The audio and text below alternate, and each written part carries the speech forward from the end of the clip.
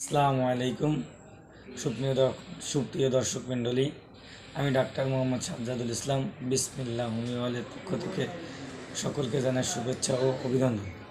আশা করি সকলে ভালো আছেন এবং সুস্থ আছেন এবং আগামীতে যাতে সুস্থ থাকেন, ভালো থাকেন সেই আশা নিয়ে আপনাদের মাঝে প্রতিদিন বিভিন্ন প্রকারের রোগ এবং তার হোমিও চিকিৎসা নিয়ে আলোচনা করে যাচ্ছি।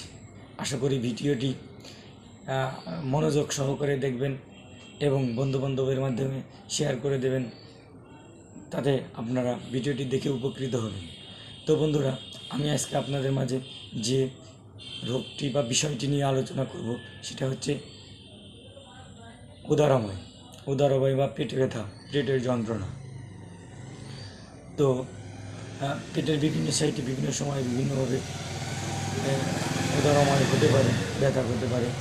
তো প্রথমে আমি যেটা নিয়ে আলোচনা করব সেটা হচ্ছে পেটের উপর পেটে যদি আপনাদের ব্যথা হয় বা উদরময় হয়, তাহলে আপনারা হোমিওপ্যাথি কী ওষুধ খাবেন।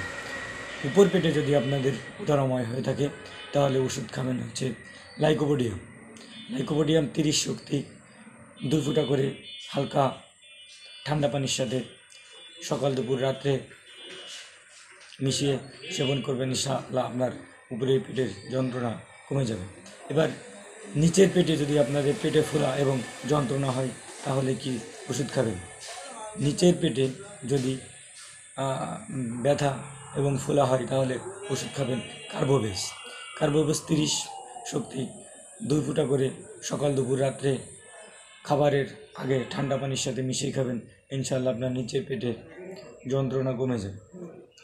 তো বন্ধুরা, যদি উপর এবং নিচের পেটে গেলে যদি আপনার সমস্ত পেট ফোলা হয় এবং যন্ত্রণা হয় তাহলে আপনি কি ওষুধ খাবেন। সমস্ত পেট ফোলা যদি থাকে তাহলে আপনি উপরের ওষুধ খাবেন চায়না অফ। এই ওষুধটি 2 ফুটা করে সকাল দুপুর রাত্রে ঠান্ডা পানির সাথে মিশিয়ে খাবেন এবং ইনশাআল্লাহ আল্লাহর রহমতে আপনার পেটের যন্ত্রণা বা পেটের পীড়া বা উদরময় সম্পূর্ণভাবে ভালো হবে। তো বন্ধুরা, এটা আরেকটা বিষয় দেখবেন যে কখনো যদি দেখেন যে টক ঢেকুর উঠতেছে, তো যদি টক ঢেকুর ওঠে তাহলে কি ওষুধ খাবেন। যদি মুখের স্বাদ এবং পাশাপাশি টক ঢেকুর হয় তাহলে ওষুধ খাবেন লাইকোপোডিয়াম 30 শক্তি 2 ফুটা করে সকাল দুপুর রাত্রে ঠান্ডা পানির সাথে মিশিয়ে খাবেন।